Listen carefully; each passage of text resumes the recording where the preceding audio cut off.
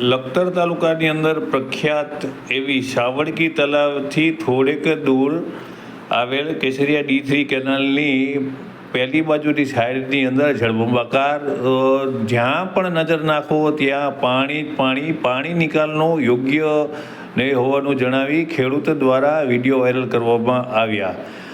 સુરેન્દ્રનગર જિલ્લામાં અને ખાસ કરી લખતર તાલુકાની અંદર જે થોડાક પણ વરસાદમાં પાણીનો કેર છે તે નર્મદાની જે કેનાલની ઝાડ પાથરવામાં આવી છે તેની અંદર યોગ્ય જગ્યાએ યોગ્ય સાઇઝના સાયફર મૂકવામાં આવ્યા નથી। તેના કારણે ઘણી બધી જગ્યાએ આ સમસ્યાઓ સર્જાઈ રહી છે।